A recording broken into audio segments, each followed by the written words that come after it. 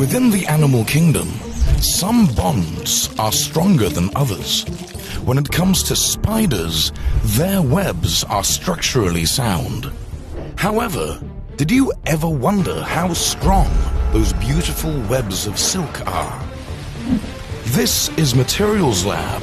Is spider silk stronger than steel?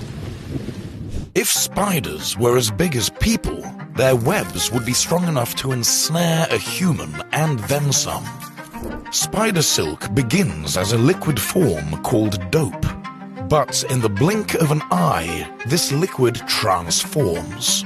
As the dope is released, the spidroins fold themselves and interlace. This creates a complex structure. So, if you start looking inside of all these different kinds of silk glands, you'll find that there's a bunch of proteins, says biologist Dr. Cheryl Hayashi. But they're not just any proteins. Most of them are what we call spidroins. That's a little shorthand of spider for groin. It's a special kind of protein that's only found in spiders. During the spinning, an important part is that the spidroins separate themselves from the watery buffer that holds them inside the silk glands. An influx of acid then prompts the proteins to securely interlock. Webs are made out of nanostrands. Scientists used an atomic force microscope to discover the nanostrands. These nanostrands are 1,000 times thinner than a human hair. The main chemical components of spider silk are glycine, alanine, and a small amount of serine. As suggested previously, spider silk has a tensile strength of about 5 times that of steel. It has been suggested that a Boeing 747 could be stopped in mid-flight by a single pencil-width strand of spider silk. It doesn't just beat steel, it also has an advantage over the toughest man-made polymer, Kevlar. The ancient Greeks appreciated spider silk over 2,000 years ago by using it to stop bleeding and heal wounds. And it even found its way into World War II as a crosshair for the sighting systems of telescopes and guns. Spider silk works wonders in most temperatures. It holds up against 392 degrees Fahrenheit, even coping well beyond 572 degrees Fahrenheit. In contrast, when temperatures drop, spider silk doesn't suffer either. It will retain its elasticity down to -40 degrees Fahrenheit before succumbing to the harsh conditions.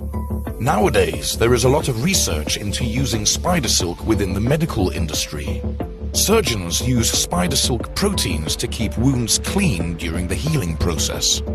Spider silk is also very good scaffold, could be very good scaffold for bone regeneration, cartilage, tendons, ligaments. The future of spider silk is enormous. People are now seeking materials that biodegrade, and spider silk fits the bill. This material offers so much that scientists are only starting to understand.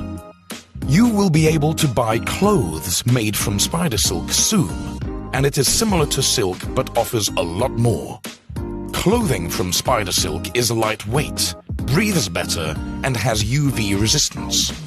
There's a lot of research and in science to do this artificially, and I think that's where the future will be, to harness the properties of spider silk, not just the thread. An issue with spider silk is that spiders cannot be farmed like silkworms because they are territorial and cannibalistic. So, many companies have been working on creating synthetic spider silk. Artificial spider silk has been produced by bacteria that were genetically engineered in the lab of Fuzhong Zhang. In the end, the bacteria created a hybrid protein with 128 repeating units. The longer the protein, the stronger and tougher the resulting fiber. You can go like this, it won't break. It just stretches. The 128 repeat proteins resulted in a fiber stronger than standard steel and tougher than Kevlar.